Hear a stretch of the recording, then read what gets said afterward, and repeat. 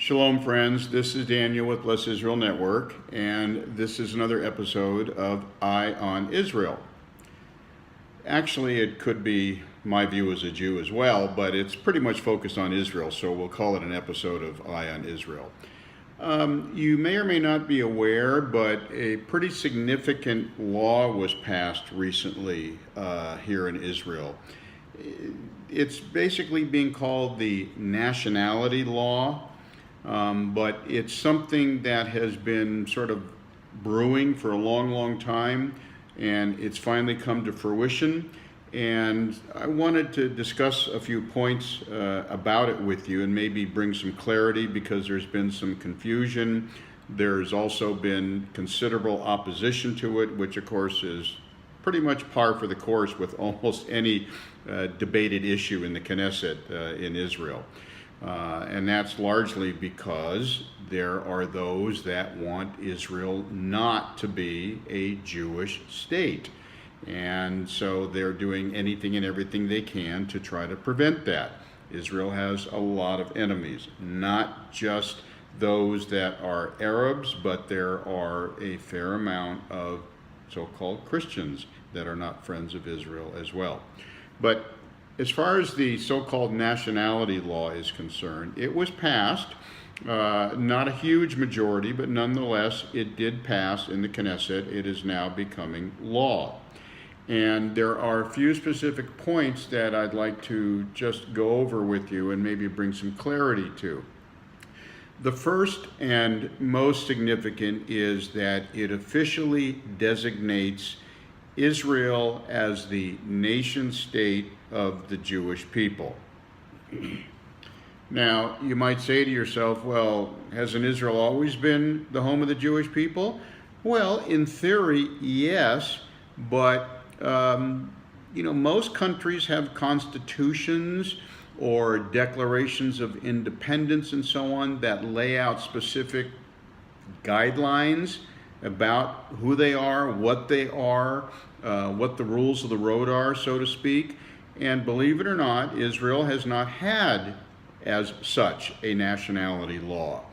So it's finally gotten to the point where it has now become a legal status. That is, it is the nation state of the Jewish people. Now, opponents of this are using several arguments, such as it is going to eliminate the possibility of Israel, or it does eliminate the possibility of Israel being seen as a truly democratic state. Well, I have some problems with that perspective. Why?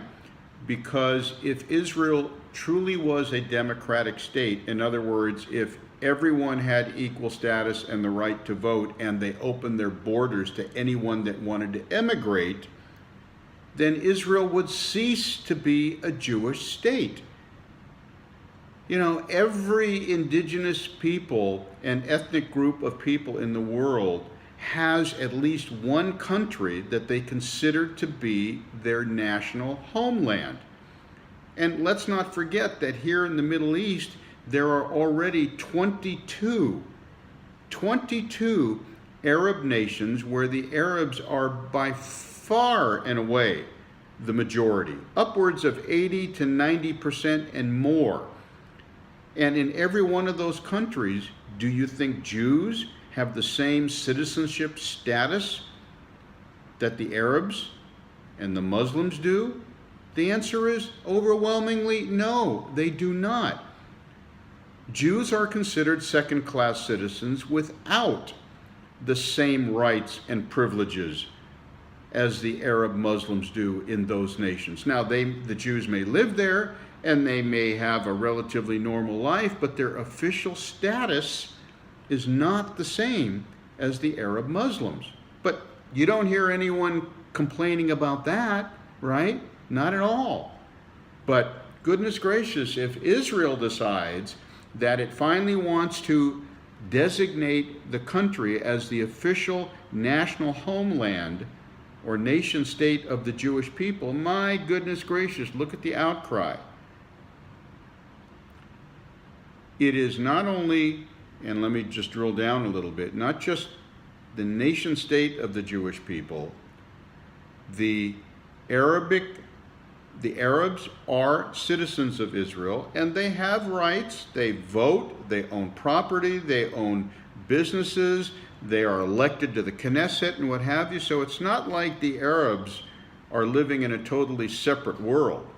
But this is not the nation state of the Arab people. There are 22 nation states for Arab peoples. This is now the official nation state of the Jewish people, and it's long overdue. It also designates a few other things. The law designates that the official language of Israel is now Hebrew. It used to be prior to this that there was two official languages, Hebrew and Arabic. Arabic is no longer considered an official language of Israel. It has a special status, a special designation, but only Hebrew is considered the official national language of Israel. Some people have a problem with that. Sorry. Also, the Hebrew or Jewish calendar is the official calendar, which pretty much doesn't change a whole lot, because as far as holidays are concerned and feasts and what have you, the Hebrew calendar has always been observed in Israel. So that really doesn't change a heck of a lot. Some of the other points,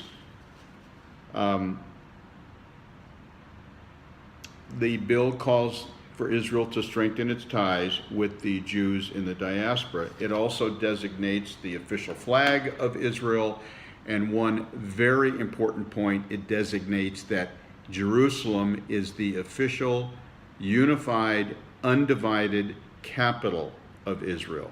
That's very important, because that basically puts the kibosh on any efforts by liberals or Muslims or Palestinians or whomever, the UK, the EU, the UN, or what have you, to try and divide Jerusalem in an attempt to reach a so-called two-state solution.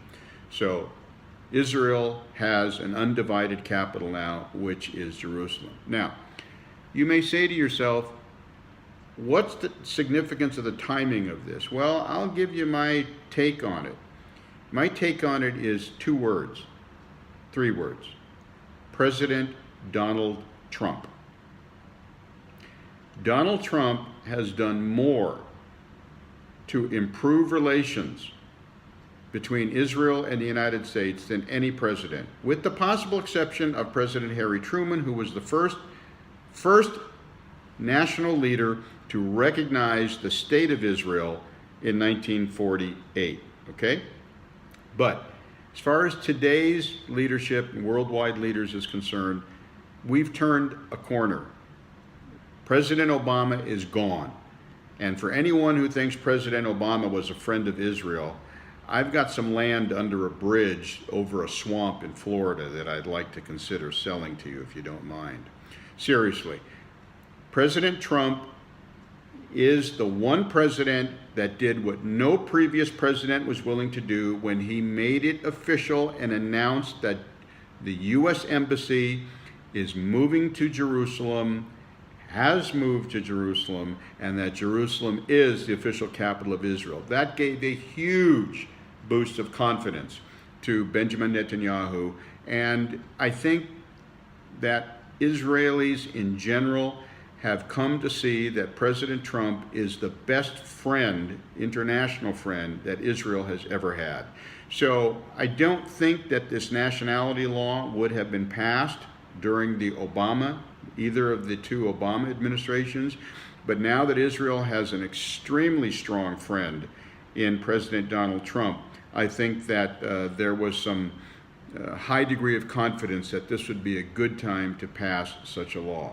Now, one thing that some people may be concerned about is the future borders of Israel in light of what may potentially be a two-state solution. Well, first of all, from a biblical perspective, I don't support a two-state solution, because that means that we would be dividing up the land that God gave to us. And that's not biblical, and I don't support that. However, for those that believe that a two-state solution still has the possibility of happening, this law does not specify anything with respect to national borders. So if anyone who is criticizing the law is using the excuse that it's now eliminated the possibility of a two-state solution, they are 100% wrong. Conversely, I've also heard some people say that this law, by its wording, which they claim is a little bit, let's just say, general, that this law actually means that the land of Israel is supposed to be as it was laid out in the Bible. In other words, the borders go all the way to the Suez Canal, the Nile River, go up to include Lebanon and Syria and Jordan and what have you.